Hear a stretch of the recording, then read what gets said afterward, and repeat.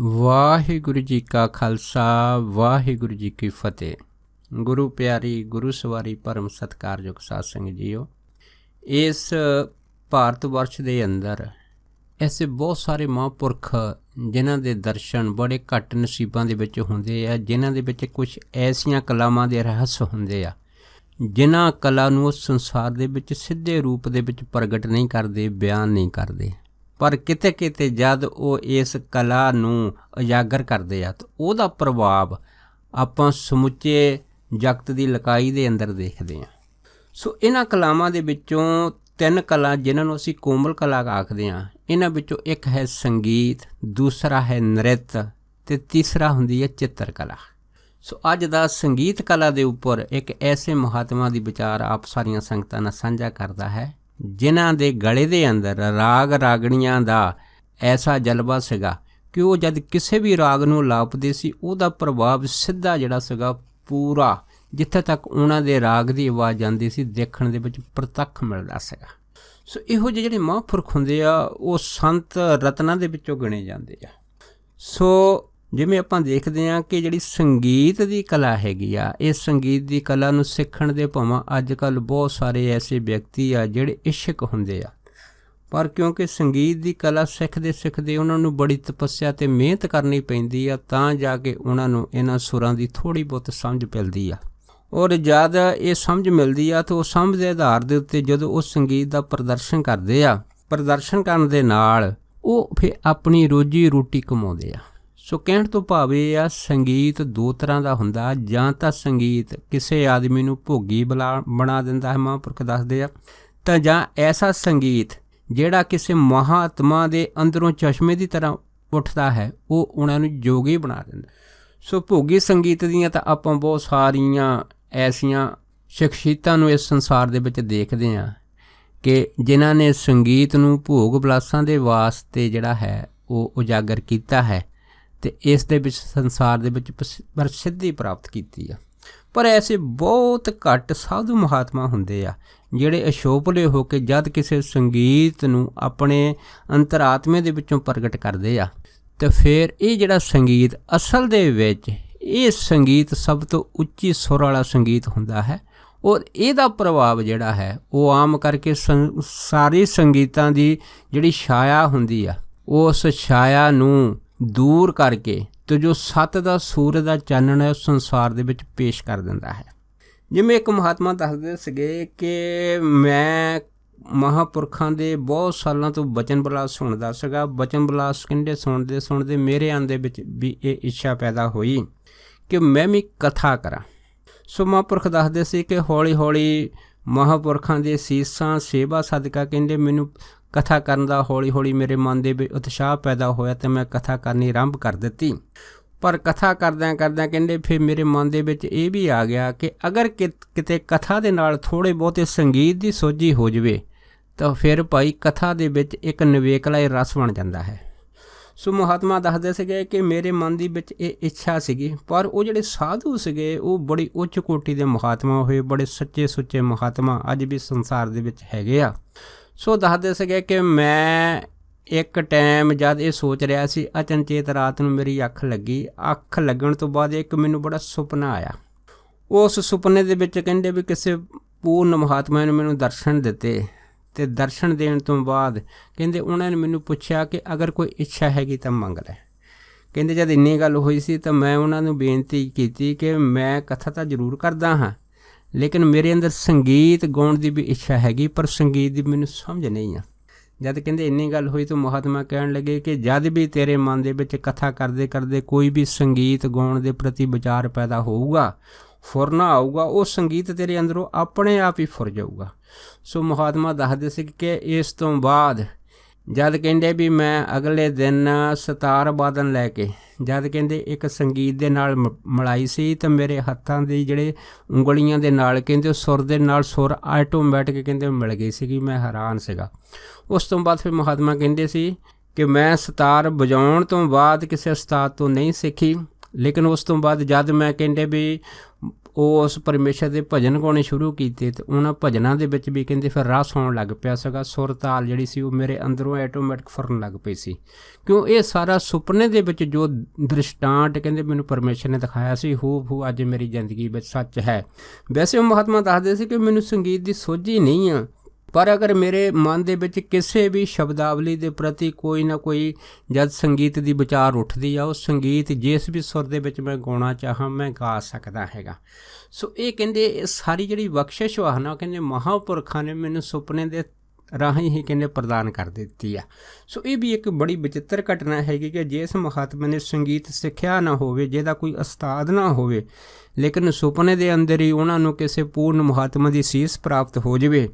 ਲੇਕਿਨ ਇਹ ਜਿਹੜੀਆਂ ਗੱਲਾਂ ਹੈਗੀਆਂ ਇਹ ਆਮ ਆਦਮੀ ਦੀ ਸੋਚ ਤੋਂ ਪਰੇ ਹੁੰਦੀਆਂ, ਪਰ ਜਿਨ੍ਹਾਂ ਦੇ ਨਾਲ ਵਾਪਰਦੀਆਂ ਹੈਗੀਆਂ ਉਹ ਹੀ ਇਹਨਾਂ ਬਰੀਕੀਆਂ ਇਹਨਾਂ ਗਹਿਰਾਈਆਂ ਨੂੰ ਦੇਖ ਸਕਦੇ ਆ। ਸੋ ਉਹਨਾਂ ਮਹਾਤਮਾ ਨੇ ਫਿਰ ਇੱਕ ਜਿਹੜੀ ਕਥਾ ਸੀ ਇੱਕ ਵਾਰ ਸੰਗਤ ਦੇ ਨਾਲ ਸਾਂਝੀ ਕੀਤੀ ਸੀਗੀ ਕਿ ਇੱਕ ਵਾਰ ਕਹਿੰਦੇ ਵੀ ਅਸੀਂ ਗੰਗਾ ਘਾਟ ਦੇ ਉੱਤੇ ਕਹਿੰਦੇ ਜਾ ਰਹੇ ਸੀ ਅਤੇ ਕਹਿੰਦੇ ਫਿਰ ਸਾਡੇ ਮਨ ਦੇ ਵਿੱਚ ਇਹ ਵਿਚਾਰ ਆਈ ਸੀ ਕਿ ਜਿਹੜੇ ਸੰਗੀਤ ਕਰਤਾ ਹੁੰਦੇ ਆ, ਸੰਗੀਤ ਕਰਤਾ ਪਰੇ ਤੋਂ ਪਰੇ ਆ, ਜਿਵੇਂ ਤਾਨਸੇਨ ਗਵਈਆ ਹੋਇਆ ਜਾਂ ਹੋਰ ਕਈ ਗਵਈਏ ਇਸ ਸੰਸਾਰ ਦੇ ਵਿੱਚ ਆਏ ਆ, ਪਰ ਹਰੇਕ ਦੀ ਜਿਹੜੀ ਸ਼ੈਲੀ ਜਿਹੜੀ ਛਾਪ ਉਹਨਾਂ ਨੇ ਸੰਸਾਰ ਦੇ ਵਿੱਚ ਆਪਣੇ ਹੁੰਦਿਆਂ ਛੱਡੀ ਉਹ ਬੜੀ ਅਲੱਗ ਹੈਗੀ ਆ। ਸੋ ਕਹਿੰਦੇ ਮੈਂ ਉਸ ਪਰਮਾਤਮਾ ਦਾ ਸ਼ੁਕਰ ਕੀਤਾ ਵੀ ਥੋੜ੍ਹੀ ਬਹੁਤੀ ਜਿਹੜੀ ਮੇਰੇ ਅੰਦਰ ਪਰਮੇਸ਼ਰ ਨੇ ਸੰਗੀਤ ਦੀ ਇੱਕ ਬੀਜ ਰੂਪੀ ਧੁਨ ਪੈਦਾ ਕੀਤੀ ਆ, ਜਿਹਦੇ ਸਹਾਰੇ ਕਹਿੰਦੇ ਮੈਂ ਸੰਗਤਾਂ ਨੂੰ ਕਥਾ ਦੇ ਵਿੱਚ ਸੰਗੀਤ ਦੇ ਰਾਹੀਂ ਪਰਮਾਤਮਾ ਦੀ ਉਸਤਤੀ ਦੇ ਨਾਲ ਜੋੜ ਦਿੰਦਾ ਹੈਗਾ। ਸੋ ਮਹਾਤਮਾ ਕਹਿੰਦੇ ਸੀ ਕਿ ਜਦੋਂ ਮੈਂ ਸੈਰ ਗੰਗਾ 'ਤੇ ਕਰਦਾ ਸੀਗਾ, ਗੰਗਾ ਘਾਟ 'ਤੇ ਸੈਰ ਕਰਦਿਆਂ ਕਹਿੰਦੇ ਮੈਂ ਕੀ ਦੇਖਿਆ ਕਿ ਉੱਥੇ ਕੋਈ ਮਹਾਤਮਾ ਜਿਹੜੇ ਸੀਗੇ ਉਹ ਵੀ ਇਸ਼ਨਾਨ ਕਰ ਰਹੇ ਸੀ, ਅਤੇ ਕੋਈ ਕੱਪੜੇ ਜਿਹੜੇ ਸੀ ਉਹ ਆਪਣੇ ਧੋ ਰਿਹਾ ਸੀਗਾ, ਅਤੇ ਕੁਛ ਜਿਹੜੇ ਸੀਗੇ ਮਹਾਤਮਾ ਘੁੰਮ ਰਹੇ ਸੀ। ਅਚਨਚੇਤ ਕਹਿੰਦੇ ਇੱਕ ਭੈਰੋ ਰਾਗ ਦੇ ਅਲਾਪ ਦੀ ਆਵਾਜ਼ ਮਹਾਂਪੁਰ ਕਹਿੰਦੇ ਸਾਡੇ ਕੰਨਾਂ ਦੇ ਵਿੱਚ ਪਈ। ਜਦ ਕਹਿੰਦੇ ਭੈਰੋ ਰਾਗ ਦੇ ਅਲਾਪ ਦੀ ਆਵਾਜ਼ ਸਾਡੇ ਕੰਨਾਂ 'ਚ ਪਈ ਤਾਂ ਅਸੀਂ ਹੈਰਾਨ ਰਹਿ ਗਏ ਕਿ ਇਹੋ ਜਿਹੇ ਸੰਗੀਤ ਦੀ ਸੁਰ ਕਹਿੰਦੇ ਵੀ ਅਸੀਂ ਆਪਣੀ ਜ਼ਿੰਦਗੀ ਦੇ ਵਿੱਚ ਕਦੀ ਨਹੀਂ ਸੁਣੀ, ਔਰ ਅਸੀਂ ਹੈਰਾਨ ਹੋ ਗਏ ਵੀ ਇਹ ਆਵਾਜ਼ ਕਿੱਥੋਂ ਆਈ ਆ। ਜਦ ਕਹਿੰਦੇ ਵੀ ਉਹ ਜਿਹੜੀ ਅਲਾਪ ਸੁਰ ਆਵਾਜ਼ ਗੰਗਾ ਘਾਟ 'ਤੇ ਸਾਨੂੰ ਸੁਣਾਈ ਦਿੱਤੀ, ਉਹਦਾ ਪ੍ਰਭਾਵ ਕਹਿੰਦੇ ਵੀ ਅਸੀਂ ਉੱਥੇ ਪ੍ਰਤੱਖ ਦੇਖਿਆ। ਕੀ ਦੇਖਿਆ ਕਿ ਜਿਹੜਾ ਵੀ ਕੋਈ ਉਸ ਗੰਗਾ ਘਾਟ ਦੇ ਉੱਤੇ ਕੱਪੜੇ ਧੋ ਰਿਹਾ ਸੀ ਉਹ ਕੱਪੜੇ ਧੋਂਦਾ ਹੀ ਖੜਾ ਹੋ ਗਿਆ, ਜਿਹੜਾ ਤੁਰ ਰਿਹਾ ਸੀ ਤੁਰਦਾ ਹੀ ਖੜਾ ਹੋ ਗਿਆ, ਜਿਹੜਾ ਇਸ਼ਨਾਨ ਕਰ ਰਿਹਾ ਸੀ ਇਸ਼ਨਾਨ ਕਰਦਾ ਹੀ ਰਹਿ ਗਿਆ। ਭਾਵ ਕੀ ਉਹ ਸੰਗੀਤ ਨੇ ਪੂਰੇ ਵਾਤਾਵਰਨ ਬੰਦਿਆਂ ਨੂੰ ਕਹਿੰਦੇ ਇੱਕ ਥੰਮੀ ਲਾਤੀ, ਜਿਵੇਂ ਸਾਰਾ ਜਿਹੜਾ ਬ੍ਰਹਿਮੰਡ ਦੀ ਹਰਕਤ ਜਿਹੜੀ ਉਹ ਰੁਕ ਗਈ ਹੋਵੇ। ਕਹਿੰਦੇ ਇਹੋ ਜਿਹਾ ਭੈਰਵੀ ਰਾਗ ਕਹਿੰਦੇ ਵੀ ਅਸੀਂ ਕਦੀ ਸੁਣਿਆ ਨਹੀਂ ਸੀ, ਪਰ ਇੱਕ ਸੁਰ ਦੀ ਅਲਾਪ ਨੇ ਕਹਿੰਦੇ ਸਾਨੂੰ ਚਕਰਿਤ ਕਰਕੇ ਰੱਖ ਦਿੱਤਾ। ਅਚਨਚੇਤ ਕਹਿੰਦੇ ਜਦ ਇਹ ਜਿਹੜਾ ਅਲਾਪ ਸੀਗਾ ਕੁਛ ਸੈਕਿੰਡ ਦਾ ਹੀ ਸੀਗਾ, ਉਸ ਤੋਂ ਬਾਅਦ ਜਦ ਇਹ ਅਲਾਪ ਬੰਦ ਹੋਇਆ ਕਹਿੰਦੇ ਵੀ ਅਸੀਂ ਨਜ਼ਰ ਦੜਾਈ, ਕੀ ਦੇਖਿਆ ਕਿ ਇੱਕ ਮਹਾਤਮਾ ਜਿਹੜੇ ਆ ਉਹ ਕਿਸੇ ਪੱਥਰ ਦੇ ਉੱਤੇ ਬੈਠੇ ਆ, ਅਤੇ ਸਾਡੀ ਨਜ਼ਰ ਕਹਿੰਦੇ ਉਹਨਾਂ 'ਤੇ ਪੈ ਗਏ, ਅਤੇ ਸਾਨੂੰ ਦੇਖ ਕੇ ਕਹਿੰਦੇ ਉਹ ਮਹਾਤਮਾ ਜਿਹੜੇ ਸੀ ਸ਼ੋਭਲੇ ਉੱਥੋਂ ਤੁਰ ਪਏ। ਜਦੋਂ ਕਹਿੰਦੇ ਸ਼ੋਭਲੇ ਤੁਰ ਪਏ ਸਾਡੇ ਮਨ ਦੇ ਵਿੱਚ ਇਹ ਫੁਰਨਾ ਫੋੜਿਆ ਵੀ ਇਹੋ ਹੀ ਮਹਾਤਮਾ ਹੈ ਜਿਨ੍ਹਾਂ ਨੇ ਇਹ ਭੈਰੋ ਰਾਗ ਦਾ ਅਲਾਪ ਇੱਥੇ ਕੀਤਾ ਹੈਗਾ, ਅਤੇ ਇੱਕ ਵਿਚਿੱਤਰ ਹੀ ਸੰਸਾਰ ਭੈਰੋ ਰਾਗ ਦਾ ਦਿਖਾਤਾ ਹੈ। ਸੋ ਮਹਾਂਪੁਰਖ ਦੱਸਦੇ ਸੀ ਕਿ ਅਸੀਂ ਉਸੇ ਮਹਾਤਮਾ ਦੇ ਪਿੱਛੇ ਤੁਰ ਪਏ। ਜਦ ਗਏ ਤਾਂ ਉਹ ਮਹਾਤਮਾ ਇੱਕ ਜੰਗਲ ਦੀ ਕੁਟੀਆ ਛੋਟੀ ਜਿਹੀ ਸੀ ਉਹਦੇ ਵਿੱਚ ਰਹਿੰਦੇ ਸੀਗੇ। ਕਹਿੰਦੇ ਜਦ ਅਸੀਂ ਗਏ ਤਾਂ ਅਸੀਂ ਜਾ ਕੇ ਉਹਨਾਂ ਨੂੰ ਨਮਸਕਾਰ ਕੀਤੀ। ਕਹਿੰਦੇ ਉਹ ਮਹਾਤਮਾ ਨੇ ਸਾਡੇ ਵੱਲ ਦੇਖਿਆ ਅਤੇ ਕਹਿੰਦੇ ਅਸੀਂ ਉਹਨੂੰ ਮਹਾਤਮਾ ਨੂੰ ਕਿਹਾ ਕਿ ਤੁਸੀਂ ਦੇਖੋ ਲੱਗਦਾ ਹੈ ਕਿ ਬਹੁਤ ਪਹੁੰਚੇ ਹੋਏ ਸਾਧੂ ਆ, ਅਤੇ ਤੁਹਾਨੂੰ ਕਹਿੰਦੇ ਵੀ ਆਪਣੇ ਗੁਰੂ ਨੂੰ ਹਾਜ਼ਰ ਨਾਜ਼ਰ ਜਾਣ ਕੇ ਤੁਸੀਂ ਸਾਨੂੰ ਇਹ ਦੱਸੋ ਕਿ ਜਿਹੜਾ ਭੈਰੋ ਰਾਗ ਤੁਸੀਂ ਉਸ ਗੰਗਾ ਘਾਟ 'ਤੇ ਲਾਪਿਆ ਸੀਗਾ ਕੀ ਉਹ ਤੁਸੀਂ ਆ। ਜਦ ਇੰਨੀ ਗੱਲ ਹੋਈ ਤਾਂ ਕਹਿੰਦੇ ਉਹ ਮਹਾਤਮਾ ਕਹਿਣ ਲੱਗੇ ਵੀ ਹਾਂ ਹੈ ਤਾਂ ਮੈਂ ਹੀ ਹਾਂ, ਪਰ ਇਹ ਗੱਲ ਕਿਤੇ ਕਹਿੰਦੇ ਬਾਹਰ ਨਾ ਜਾਵੇ, ਇਸ ਗੱਲ ਦਾ ਕਹਿੰਦੇ ਮੈਨੂੰ ਖਦਸ਼ਾ ਹੈਗਾ। ਅਤੇ ਜਦ ਕਹਿੰਦੇ ਇੰਨੀ ਗੱਲ ਹੋਈ ਤਾਂ ਕਹਿੰਦੇ ਅਸੀਂ ਉਹ ਮਹਾਤਮਾ ਦੇ ਪੈਰ ਫੜ ਲਿਆ। ਅਸੀਂ ਹੈਰਾਨ ਹੋਏ ਅਤੇ ਨਾਲੇ ਕਹਿੰਦੇ ਉਹਨਾਂ ਨੂੰ ਪੁੱਛਿਆ ਕਿ ਤੁਸੀਂ ਇਹ ਦੱਸੋ ਕਿ ਇਹ ਰਾਗ ਵਿੱਦਿਆ ਤੁਸੀਂ ਕਿੱਥੋਂ ਲਈ ਆ। ਕਹਿੰਦੇ ਅਸੀਂ ਸੁਣਦੇ ਹੁੰਦੇ ਸੀ ਕੋਈ ਚੰਦ ਮਹਾਤਮਾ ਇਸ ਸੰਸਾਰ ਦੇ ਵਿੱਚ ਹੈਗੇ ਆ ਜਿਨ੍ਹਾਂ ਦੇ ਪਾਸੇ ਅਸੀਂ ਰਾਗ ਵਿੱਦਿਆ, ਲੇਕਿਨ ਸੰਸਾਰ ਦੇ ਵਿੱਚ ਪ੍ਰਗਟ ਨਹੀਂ ਹੁੰਦੇ, ਅਸ਼ੋਭਲੇ ਰਹਿੰਦੇ ਆ। ਜਦ ਕਹਿੰਦੇ ਇੰਨੀ ਗੱਲ ਹੋਈ ਤਾਂ ਮਹਾਤਮਾ ਜਿਹੜੇ ਸੀ ਚੁੱਪ ਕਰ ਗਏ, ਅਤੇ ਫਿਰ ਕਹਿੰਦੇ ਅਸੀਂ ਉਹਨਾਂ ਨੂੰ ਬੇਨਤੀ ਕੀਤੀ ਕਿ ਇੱਕ ਅਲਾਪ ਦੀ ਧੁਨੀ ਸਾਨੂੰ ਤੁਸੀਂ ਹੋਰ ਸੁਣਾਵੋ। ਪਰ ਕਹਿੰਦੇ ਮਹਾਤਮਾ ਕਹਿਣ ਲੱਗੇ ਕਿ ਮੈਂ ਇਸ ਤਰ੍ਹਾਂ ਕਦੀ ਕਿਸੇ ਰਾਗ ਦਾ ਆਲਾਪ ਵੈਸੇ ਨਹੀਂ ਕਰਦਾ ਹੈਗਾ। ਹਾਂ, ਅਚਨਚੇਤ ਕਹਿੰਦੇ ਵੀ ਜਦੋਂ ਕਿਤੇ ਮੇਰੇ ਮਨ ਦੇ ਵਿੱਚ ਇਸ ਤਰ੍ਹਾਂ ਦਾ ਕੋਈ ਰਾਗ ਗਾਉਣ ਦਾ ਤੂਫਾਨ ਉੱਠਦਾ ਹੈ, ਜਦ ਕਦੀ ਮੌਜ ਬਣਦੀ ਹੈ, ਉਸ ਟਾਈਮ ਕਹਿੰਦੇ ਵੀ ਮੈਂ ਰਾਗ ਦੀ ਇੱਕ ਅੱਧੀ ਜਿਹੜੀ ਲੈਣ ਹੈਗਾ ਜਦ ਆਲਾਪਦਾ ਹੈਗਾ ਅਤੇ ਉਹਦਾ ਪ੍ਰਭਾਵ ਕਹਿੰਦੇ ਵੀ ਉਸੇ ਰਾਗ ਦਾ ਸਪਸ਼ਟ ਇਸ ਬ੍ਰਹਿਮੰਡ ਸੰਸਾਰ ਦੇ ਅੰਦਰ ਪੈਂਦਾ ਹੈਗਾ। ਜਿਵੇਂ ਆਪ ਸੰਗਤਾਂ ਜਾਣਦੀਆਂ ਕਿ ਕਲਗੀਧਰ ਮਹਾਰਾਜ ਦੀ ਬਾਣੀ ਦੇ ਵਿੱਚ ਭਗਵਾਨ ਕ੍ਰਿਸ਼ਨ ਨੇ ਜਦ ਜੰਗਲ ਦੇ ਵਿੱਚ ਜਿਹੜਾ ਸੀਗਾ ਉਹ ਸੰਗੀਤ ਨਾਦ ਅਲਾਪਿਆ ਸੀ, ਉਹਦੇ ਵਿੱਚ ਮਹਾਰਾਜ ਸਾਨੂੰ ਦੱਸਿਆ ਸੀਗਾ ਕਿ ਉਸ ਅਲਾਪ ਦੀ ਸ਼ਕਤੀ ਦੇ ਨਾਲ, ਉਸ ਅਲਾਪ ਦੇ ਐਸੇ ਪ੍ਰਭਾਵ ਦੇ ਕਾਰਨ ਜਿਹੜੇ ਪੱਤੇ ਸੀ ਦਰਖਤ ਦੇ ਪੱਤਿਆਂ ਦੇ ਵਿੱਚੋਂ ਵੀ ਰਸ ਟਪਕਣ ਲੱਗ ਪਿਆ ਸੀ। ਸੋ ਇਹ ਰਾਗ ਦੀ ਤਾਕਤ ਹੈਗੀ ਆ। ਸੋ ਉਹ ਜਿਹਾ ਸੇਮ ਰਾਗ ਜਿਹੜਾ ਸੀਗਾ ਕਹਿੰਦੇ ਉਹ ਭੈਰੋ ਰਾਗ ਦੇ ਹਿਸਾਬ ਨਾਲ ਉਸ ਮਹਾਤਮਾ ਨੇ ਗਾਇਆ ਸੀ। ਫਿਰ ਕਹਿੰਦੇ ਵੀ ਜਦ ਉਸ ਮਹਾਤਮਾ ਨੇ ਸਾਨੂੰ ਇਹ ਦੱਸਿਆ ਹੈਗਾ ਕਿ ਮੈਂ ਇਸ ਤਰ੍ਹਾਂ ਰਾਗ ਨਹੀਂ ਲੱਭਦਾ, ਕਿਤੇ ਕਿਤੇ ਮੌਜ ਬਣੀ ਤਾਂ ਕਿਤੇ ਕਿਤੇ ਇੱਕ ਅੱਧੀ ਲਾਈਨ ਮੈਂ ਕਦੇ ਕਦੇ ਆਲਾਪ ਦਿੰਦਾ ਹੈ। ਫਿਰ ਕਹਿੰਦੇ ਵੀ ਅਸੀਂ ਉਹਨਾਂ ਨੂੰ ਪੁੱਛਿਆ ਕਿ ਇਹ ਰਾਗ ਦੀ ਜਿਹੜੀ ਜਾਣਕਾਰੀ ਜਾਂ ਗਿਆਨ ਆ ਤੁਹਾਨੂੰ ਕਿੱਥੋਂ ਮਿਲਿਆ, ਤੁਹਾਡੇ ਗੁਰਦੇਵ ਕੌਣ ਆ? ਫਿਰ ਕਹਿੰਦੇ ਉਸ ਮਹਾਤਮਾ ਨੇ ਸਾਨੂੰ ਆਪਣੀ ਇੱਕ ਹੱਡੀ ਬੀਤੀ ਸੁਣਾਈ ਸੀ। ਉਸ ਹੱਡੀ ਬੀਤੀ ਵਿੱਚ ਉਹਨੇ ਦੱਸਿਆ ਸੀਗਾ ਕਿ ਮੇਰੇ ਜਨਮ ਤੋਂ ਬਾਅਦ ਜਦੋਂ ਦੀ ਮੈਂ ਸੁਰਤ ਸੰਭਾਲੀ ਆ, ਮੈਨੂੰ ਰਾਗ ਸੰਗੀਤ ਗਾਉਣ ਦਾ ਬੜਾ ਸ਼ੌਂਕ ਸੀਗਾ ਅਤੇ ਮੈਂ ਪੂਰਾ ਦਿਨ ਸੰਗੀਤ ਅਤੇ ਰਾਗ ਹੀ ਜਿਹੜਾ ਸੀਗਾ ਉਹ ਗਾਉਂਦਾ ਰਹਿੰਦਾ ਸੀਗਾ।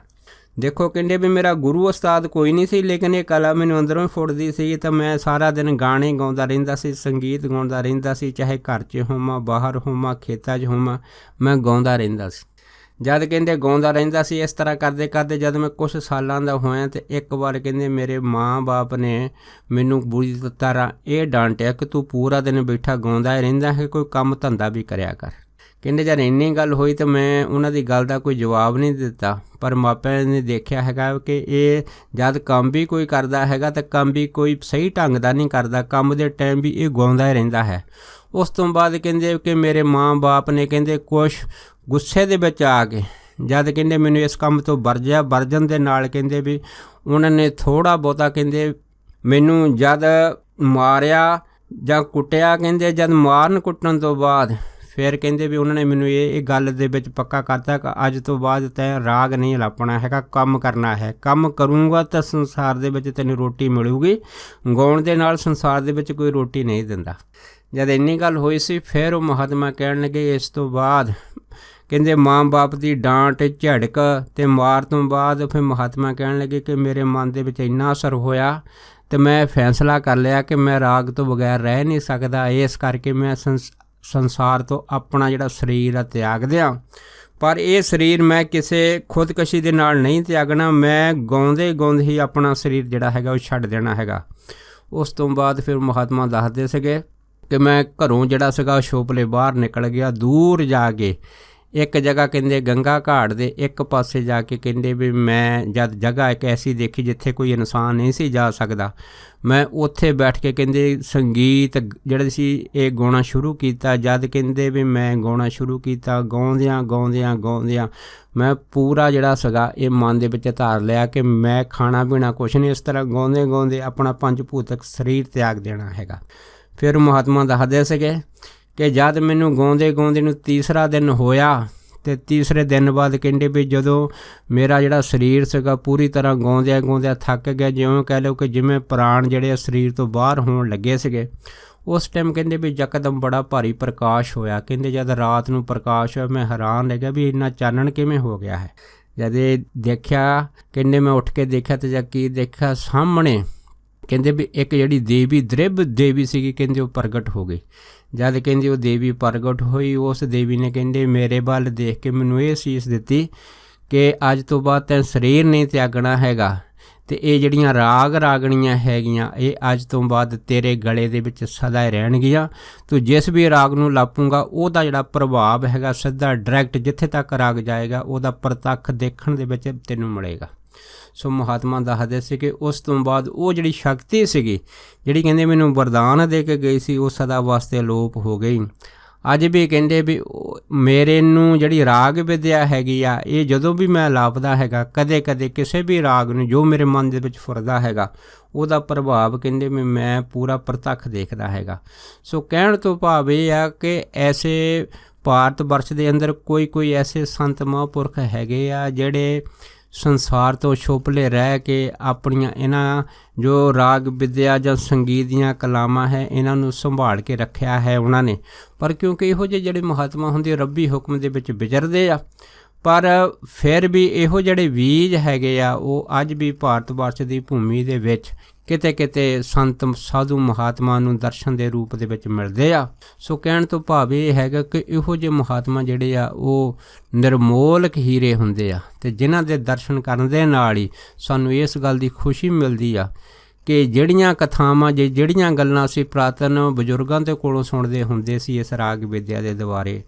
ਉਹ ਜਿਹੜੀ ਰਾਗ ਵਿਦਿਆ ਅੱਜ ਵੀ ਭਾਰਤ ਵਰਸ਼ ਦੇ ਵਿੱਚ ਉਸੇ ਤਰ੍ਹਾਂ ਮੌਜੂਦ ਹੈ ਜਿਸ ਤਰ੍ਹਾਂ ਪਹਿਲਾਂ ਸੀਗੀ। ਸੋ ਦਾਸ ਇੰਨੇ ਹੀ ਬਚਨ ਕਰਦਾ ਹੋਇਆ ਖਿਮਾ ਦਾ ਜਾਚਕਵਾ ਜੀ। ਹੋਈਆਂ ਬੇਅੰਤ ਭੁੱਲਾਂ ਚੁੱਕਾਂ ਦੀ ਖਿਮਾ ਬਖਸ਼ਣੀ। ਸੋ ਫਤਿਹ ਬੁਲਾਓ। ਵਾਹਿਗੁਰੂ ਜੀ ਕਾ ਖਾਲਸਾ, ਵਾਹਿਗੁਰੂ ਜੀ ਕੀ ਫਤਿਹ।